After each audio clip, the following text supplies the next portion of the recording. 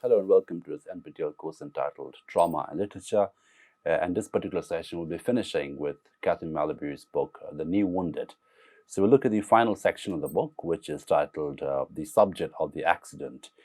And she spends a lot of time talking about the subject, the ontology of the subject, the functionality of the subject. What does she mean by the subject? And it is in this particular chapter, which is the concluding chapter, that we find that there's a very interesting convergence between continental philosophy, neuroscience, and different kinds of discourses. So the word subject is a very loaded concept over here, and Malabou unpacks it in some details, and we'll see what does she mean by the subject, and obviously what she means apropos of accident is the idea of the changed subject. So when we talked about in the previous session, if you remember, she made a departure from Freud quite compellingly, in which she said that, according to Freud's theory of psychoanalysis, there is a core fundamental proto-self which never changes. So despite what the situation is, no matter what trauma the subject encounters, that proto-self does not change. Whereas in Malabou's conception, which is a more post-structuralist conception, we find that the whole idea of plasticity can bring about a fundamental existential change, right? So the idea of the subject becomes very interesting apropos of this ability for change, right? And we talked about how she seems to confer a certain degree of, this is a paradox, of course, but she seems to confer a certain degree of agency on trauma, right? So trauma as an event which can change the subject fundamentally. Okay, so this is the section on the screen, and I'm just going to read this a little bit in details, and then we'll unpack it conceptually. So who today is this modifiable and metamorphosable subject, the site of conflict between two plasticities, constructive and destructive, that entwine and menace its life. So this is the obvious idea of plasticity, the constructive plasticity and destructive plasticity, and obviously the reconstructive plasticity, which is the liminal quality between two different concepts of plasticity. Before concluding, I will attempt to outline the theoretical and philosophical framework that makes it possible to glimpse this subject. So again, as I mentioned, the idea of the subject is interesting because it's a very loaded concept. She brings in philosophy, theory, and of course neuroscience in terms of what the subject can become.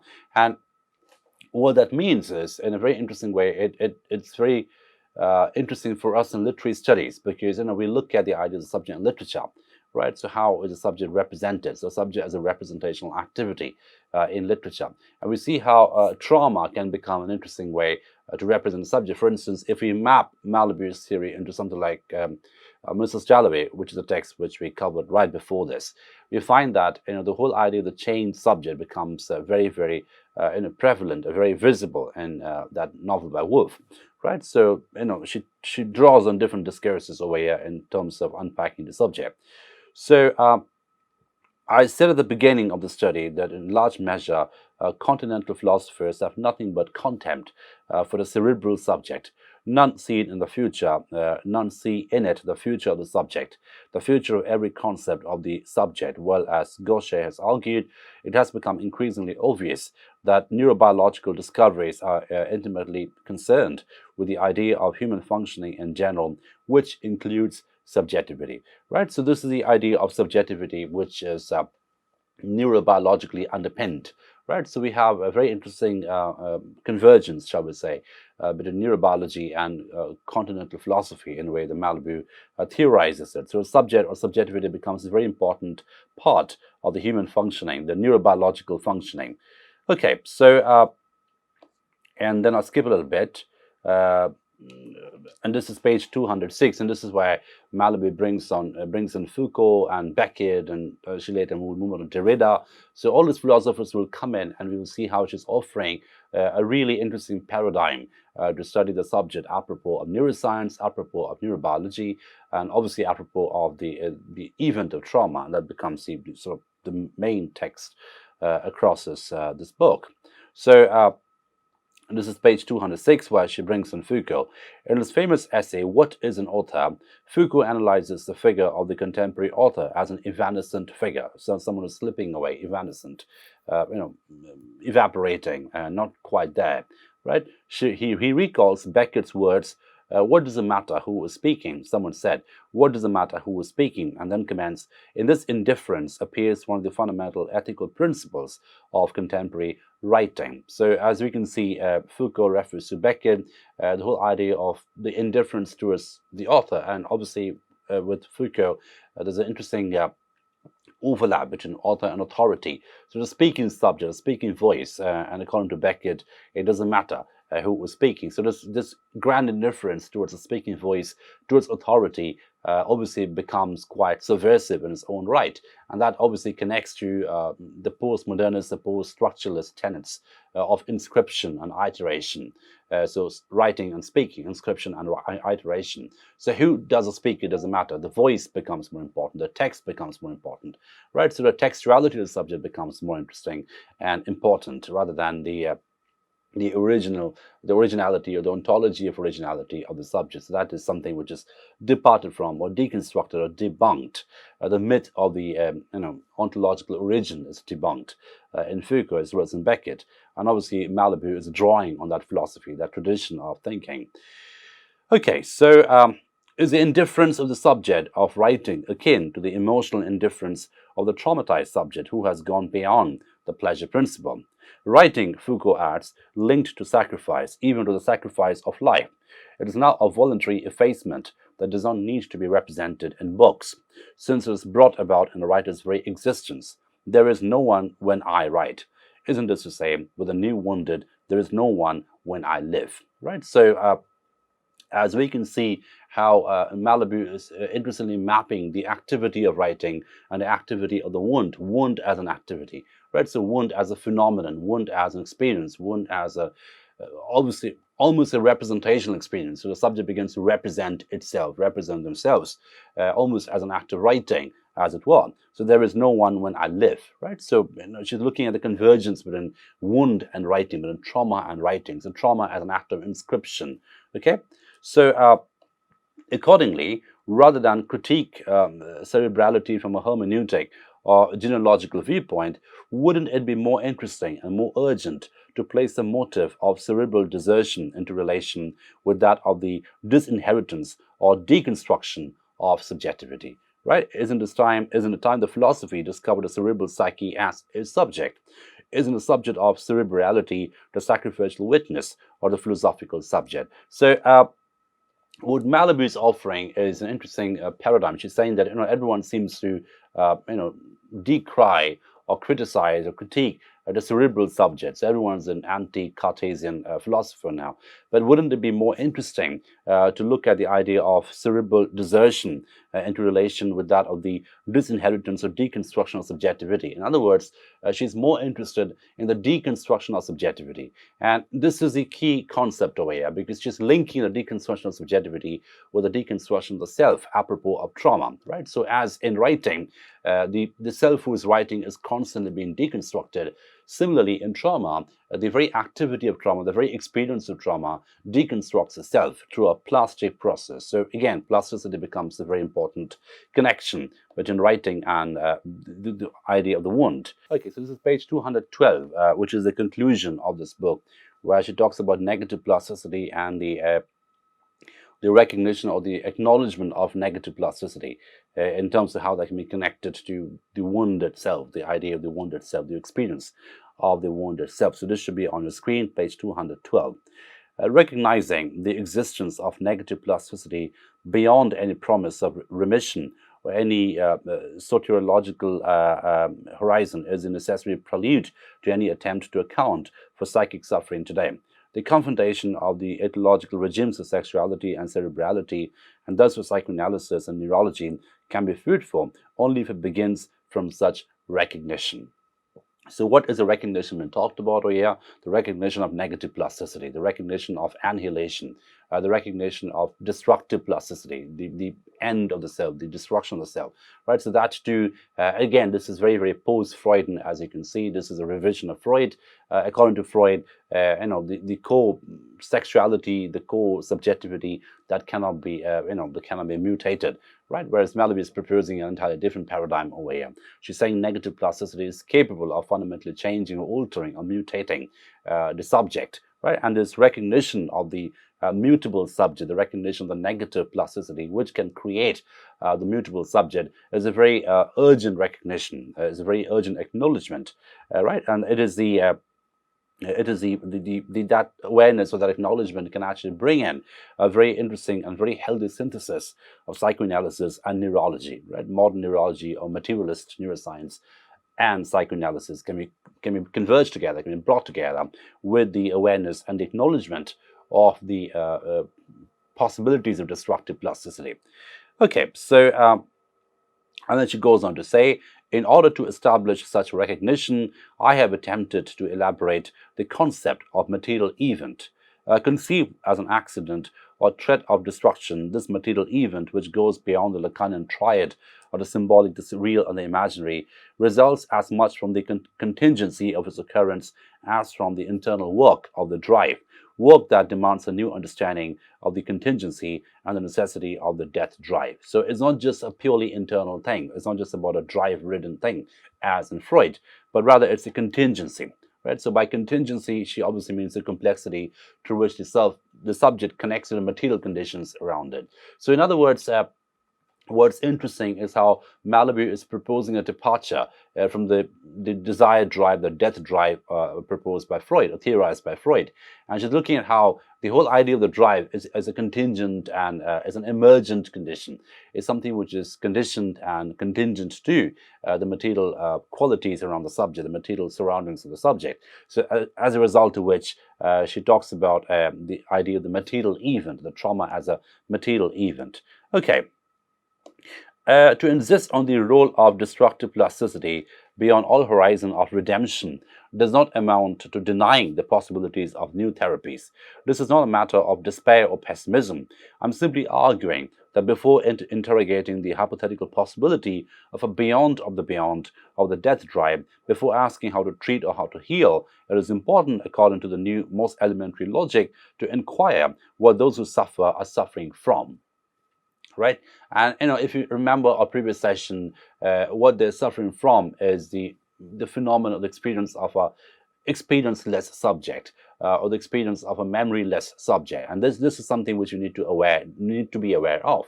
So what Malabou is saying is, destructive plasticity doesn't necessarily produce pessimism.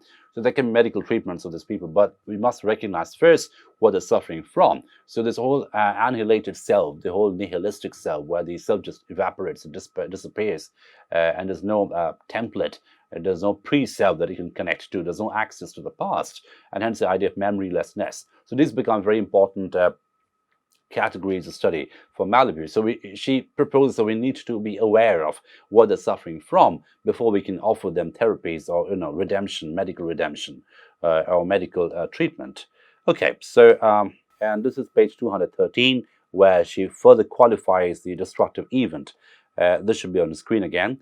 The destructive event, that whether it is a biological or socio-political origin, causes irreversible transformations. It's a very important concept, a very important phrase, irreversible transformation. You cannot come back from it, of the emotional brain. So again, the emotional brain is something that neuroscientists talk about a lot today, especially someone like Joseph Ledoux. And we have seen how Malabou has mentioned Ledoux as well as Damasio, because in Damasio's work is famous for the equation between emotion and cognition. So the emotional brain becomes a very interesting concept. So the irreversible transformations of the emotional brain, and thus of a radical metamorphosis of identity, emerges as a constant existential possibility that threatens each of us at every moment. At every instant, we are all susceptible to becoming new wounded prototypes of ourselves without an essential relation to the past of identities. Alzheimer's disease is a particularly relevant, a particularly important example of such loss. A form of life appears that bids farewell to all the subject's old modes of being. So this is where we stop, and this is where we wind up this book. But as we can see, Malabou says that this is not necessarily a medically pessimistic thing. This is something which can be perhaps be treated with medical technology, with medical science. But what she's proposing is a more existential approach to this condition of memorylessness, a more existential approach to the condition of trauma, where she very clearly says that this is an irreversible transformation. and the emotional brain is so shocked, is so traumatized that it cannot come back. And in this inability to come back lies also the inability to connect to or have any access to the past. So it just becomes a pastless, memoryless persona, in some sense, a timeless persona, right? So this timelessness is not really obviously a healthy or transcendental timelessness. This timelessness is obviously more nihilistic in quality, it's more negative in quality, is more destructive in plasticity, and that destructive plasticity is what makes us self, a pastless self. And this is what she says: we are all susceptible to becoming new wounded. So this whole idea, this whole ontology, the experience of a new wounded is qualified along these lines by Malabou. And what is a new wounded? Prototypes of ourselves without any essential relation to the past of our identities, right? So we just become an identityless person. We just become someone, a persona, which is a prototype of ourselves. And this prototypical production of ourselves is something which has no sense of the past, no sense of the seamless continuity which makes us what we are as a self, as a subject, right? So obviously we're looking at a post-subject phenomenon in a certain sense. And she mentions Alzheimer's disease as a very real condition of this memorylessness, which is again obviously it completely compromises the subject's navigation with space and time. The subject is not aware of what they are, in terms of the identity, and this production of identitylessness is the most fearful production of trauma, the most destructive potential of trauma, the production of identitylessness. And that is something which Malabou says is something which we recognize as philosophers, as people who are interested in neuroscience, and people who are interested in trauma studies, right? So a form of life appears that bids farewell to all the subject's old modes of being, right? So, the entire past of the subject, the entire pastness of the subject disappears entirely, and the subject becomes an originless subject in a certain sense. So it is, in a sense, a post-subject subject. So the old subject has disappeared completely, and we have something which the subject cannot even recognize, right? So it becomes a cognitive crisis, it becomes an existential crisis, and of course it becomes a psychological crisis in the phenomenon of memorylessness. So I stop with this, but as we can see, Malabou is a very important philosopher, not least if you're interested in looking at the convergence of literature and trauma, as we are in this particular course. And as we could just see, we just had a look at Mrs. Jalloway by Virginia Woolf, and we can see how interestingly Malabou can be mapped onto a reading, perhaps an original reading of Woolf's novel, right? So she's someone who's offering a more post-structuralist view of trauma. She's someone who's looking at a very interesting possibility of convergence between continental philosophy and neuroscience and neurobiology. And she says that all these phenomena are neurobiologically underpinned, but at the same time, the neurobiological underpinning should not distract us from the fact that this is a very clear case of loss of subjectivity. And again, just to reiterate, subjectivity becomes a very loaded concept, very complex concept for Malabou, because it brings in abstraction, that brings in affect, and it also brings in material reality, the material medical condition, which is one of loss, which is one of compromise, which is one of shock, which is obviously caused by the event of trauma, right? And as we can see, she qualifies the event in a very broad way. The destructive event of trauma, it could be biological, it could also equally be socio-political in origin. So you can also look at the politics of trauma in a more inactive, extended, perhaps spectacular form, where the loss of identity can also be a political loss of identity. And as you can see, this kind of a theory where medicine and politics meet together, and we have a similar sense of identitylessness, is something which we can read very interestingly. This model can be mapped very interestingly into, let's say, something like partition literature, right, where it was medical as well as political in equal degrees. So the medical loss of memory and the political loss of memory were almost convergent, were almost simultaneous, almost synchronous in partition narratives.